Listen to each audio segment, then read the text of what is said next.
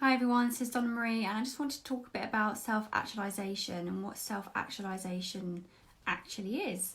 So I use self-actualization, train my clients in the system, kinetic divination, and I really wanted to rule out and outline the most important parts of what self-actualization really means.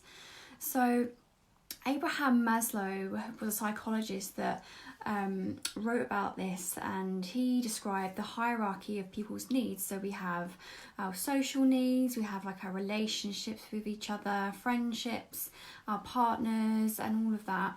And then we have our ability to have food and water. We need to have food and water to drink and to stay alive. And then we have the environment. So the environment in which we live really needs to be an environment that is happy and safe and secure. And we want to feel safe, secure and supported in order for our needs to be met. And one of the important things that he really said was that self-actualization is about your true potential, and most people live their lives not fulfilling their true potential and not realizing that actually it's a huge need. It's a need not only for the person and the individual, but an actual worldview and an actual actualized person. And now, what does self-actualization mean? Self-actualization means living to your truest potential, to put the work in every day, to meet your fulfillment, meet your needs, but more than that, really pushing yourself out of your comfort zone and into alignment with your desire and what you actually want to achieve in your life.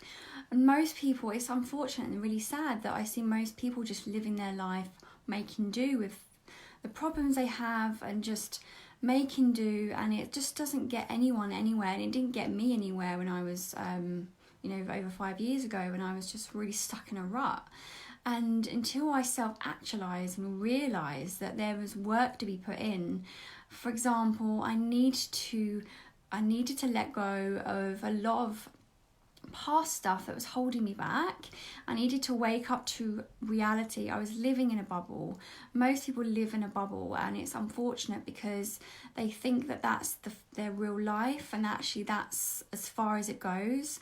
And life is so much more than that. Life should be about enjoying yourself, having fun, living to your true potential, having a job that you love, not a job that you hate, that you can't stand going to every day. Really making the most of your days, like not wasting time, looking after your mind and your body and your soul, and supporting yourself through your own path, not through someone else's path. So part of the kinetic divination system, which is why I love it, I really teach my clients how to self-actualize and become realistic with their life. And I just want to explain a few characteristics about how I do that. So I help people find freedom of guilt and fear and shame and all those nasty negative vibrations that just hold people back and keep people stuck in a rut. And when we can be free of guilt and shame and all the fears that we have, we are free in mind and body. We don't have our fears holding us back. So I help my clients dissolve their fears and release their limiting beliefs and all of those ways we are programmed that just unfortunately, otherwise, if you're holding them and you're living your life with those fears, it really does just trap you and just keep you very stuck. So an example of a self-limiting belief would be like, I'm too old now, I don't have enough time. That's a self-limiting belief. Okay, it's a belief that just doesn't serve you, it limits you. Free of guilt is just going to project you forward to release guilt around if you've done wrong things in the past, or if someone's done the wrong things to you, or if you've just made regrets in your life and you just wish you hadn't. Instead of going around and creating the same griefs and the same guilts, then we release that and we let go, and you create new ways of new habits, empowering beliefs, and a formula that works for my clients and for you all. Hi everyone, thanks for joining. So more characteristics on self-actualization, and this just makes my heart and soul just sing when I talk about this. Realism, being realistic, okay, being realistic but passionate as well at the same time. Passionate about what you love but realistic. Not overwhelm yourself too much with too much to do in a short space of time. Being realistic about your goals, being problem-centered. A lot of self-actualized people, and me included, I'm a very problem-centered person. I like helping people with their problems. I like giving people solutions. It's why I do what I do. Give people solutions to their problems, not just on a personal scale, a one-to-one basis, but a wider, a larger scale of actually, if you can help one person, then you can most likely help their family and their children as well at the same time. Because if the one person's being helped, i.e. the mum, the dad, the boyfriend, the girlfriend, whoever it is, that is going to radiate out to everyone else, because we're all on an energetic path, we're all on an energetic level.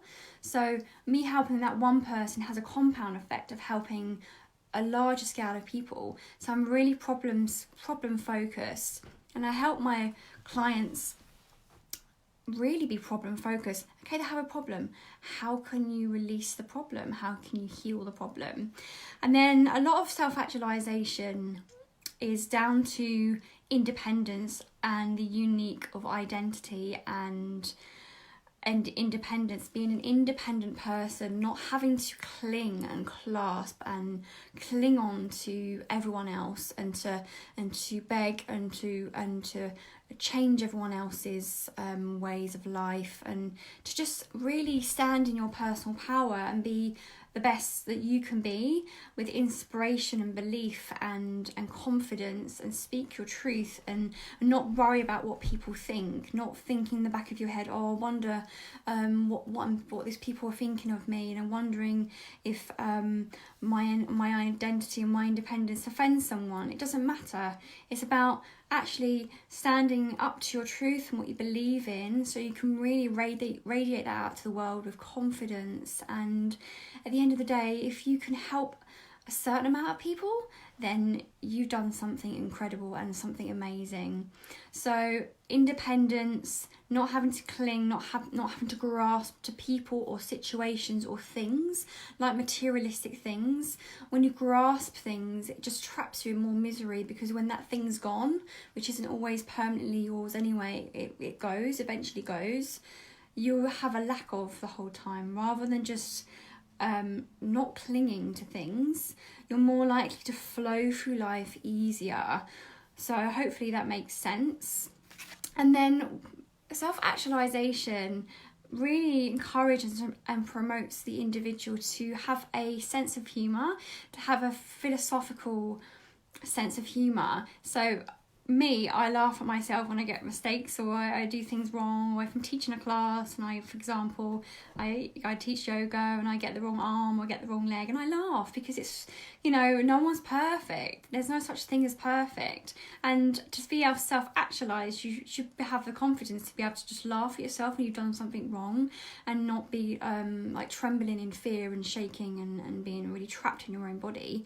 And it's okay to make mistakes. Everyone makes mistakes. It's just having that sense of humour and being able to laugh at other people without them, you're not criticising them, you're just laughing with them, you're not undermining them in any way. And when those people can understand that you're having that sense of humour, it's like a really powerful connection with those people. So you're able to build more trust with people, because people see that you have a sense of humour. They see you're a human being. You're not this perfect person that you're portraying. So it's really important part of the process of being self-actualized, that we are philosophical learners, and we have the ability to be able to laugh at ourselves and laugh at others, but in a light way. We're not undermining anyone else. And then there's the spontaneity. Self-actualized people have a tendency to be more spontaneous. They enjoy their journey. They're not grasping again to, this isn't happening at this time and I'm getting frustrated, which most people feel. They get frustrated and they give up. So it's actually enjoying the journey, enjoying the path as you go along the path, and enjoying the process, not just the destination, because you can't get to the destination if you don't go through the journey. And part of the journey is that you learn about yourself, and you personally develop, and you self-empower, and you learn from mistakes, you learn from your solutions, and you create empowering ones to not only help yourself, but I help my clients to make their own decisions. I don't give them the decisions, they can make their own decisions. So it's really about being free. And as a person, when you self-actualize, you are in your personal power. You don't have to go by anyone's rules. You don't have to go by anyone's you don't have to follow the crowd, follow the sheep, just to fit in with everyone else. You're quite happy to be on your own. You're quite happy to just live your life without having other people. Obviously, it's a bonus when you have friends and an amazing partner and all of that, but you don't have to cling to them. You don't have to have them there 24/7, because that just makes you miserable. When they're not there, you feel lost. You're in lack of the whole time. So if anyone has any questions, then please let me know, because I'd love to answer any questions. It's about embracing your core center, your values, your beliefs, and standing in your truth, and you're in your personal power. So helping you to reach your full potential. And like I said earlier, Abraham Maslow, the psychologist, he discovered and he really explained about the hierarchy of our needs. But he said that one of our needs is to be self-actualized. We shouldn't be living your days just making do with that pain, or just making do with that issue, or just making do with that partner that's not healthy for you, or that job that doesn't fulfill you. It's why would you make do? Why would you make do? Just because someone else told you should, or you told yourself you should, or you think it's the easy way? Because that doesn't really fulfill your needs. It doesn't fill your heart. That doesn't fill your life and what you're here to do. We're here for a reason, to make the best out of our life, to learn from our lessons, to grow and to expand and to learn and to gain knowledge and to look after our health. Our health is the only place we have to live, in our bodies, in our mind, in our soul.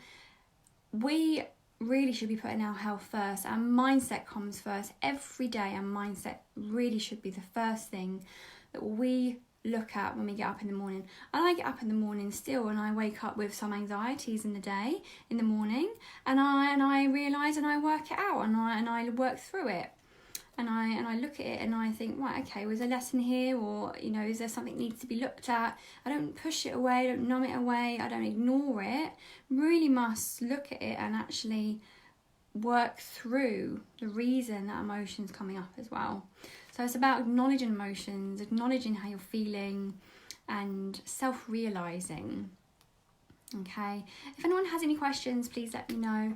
I'm not going to be on here for much longer. So this is part of the process I work through with the kinetic divination system. So we work through all the fears, we work through all the self-limiting beliefs, we've dissolved the subconscious blocks that are in the brain, we release and let go of limiting behaviours and patterns, and we bring in a strategy, and I teach my clients the tools to self-empower, to reach their goals, to release the emotions that can manifest into illness, into physical illness if they're not dealt with, to actually build your life and live your life to your full potential. Because we don't need to have anything outside of ourselves to be complete. The only way we can complete ourselves is from deep within, to look at what needs to be healed, to look at what needs to be worked through, to find out where we need to grow. Okay, I have loads of stuff to be working through every day on a daily basis. I work through mindset, I work through what needs to be done. I have lists and lists. This is all my things to do today. Papers everywhere, loads of papers, books, journals. It's full of so much information that what I don't think I'll ever stop learning, but enjoying the process of learning and gaining your identity back is the most important part of living your life self-actualized. So if anyone wants to book in a call with me, or they're feeling blocked in some way, whether it's in your business, whether it's in your personal life, whether it's in your social life, your career, I can help you. I help my clients to, like I say, release their fears, release the self-limiting beliefs, release the stagnant emotions that hold you back and cause you pain and grief, and that don't feel good in your body. And when we let go of that, you raise your vibration. You actually can feel the energy of your body making you feel happier, more energized, more focused, because it actually changes the biology of your internal cellular level, as a molecular level, at a cellular level. So it's all science backed up, all science, all neuroscience, which is why it's so amazing. So if anyone has any questions, please let me know. Tick loves and likes and thumbs up and smiles, and it's nice to know that people are watching, and I just love sharing this information with you. Hopefully it's made you realise if there's some parts of you that need to be worked on, or if there's a bit of a block somewhere in the body. We all have blocks. And I had to share that with you, a little bit about self-actualization and what it actually means. So it is empowerment, it's self-empowerment and transformation, moving from the unreal to the real, releasing your layers of baggage, your layers of stress, tension, anxieties, releasing just overwhelms and all of those just very non-helpful feelings, sensations, emotions, beliefs, thoughts. Hopefully you've enjoyed this video, and thank you for watching. Have a great rest of your day. If I can give you one tip today, I would say, what can you let go of? So one thing you can improve on today, what can you let go of? Have a think about that. Let me know in the comment box below, what can you let go of? There's one thing you can let go of and one thing you can improve on.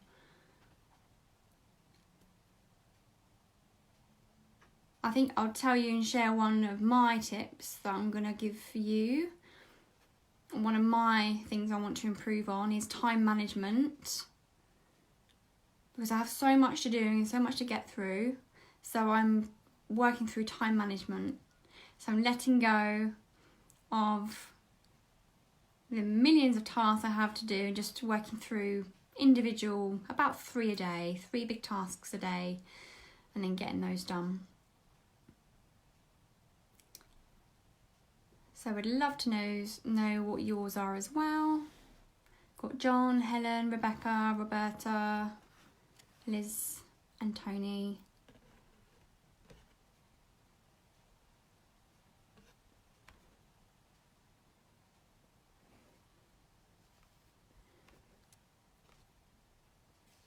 Cool. Well, if you need any support and any help, you know where I am. Just send me a message.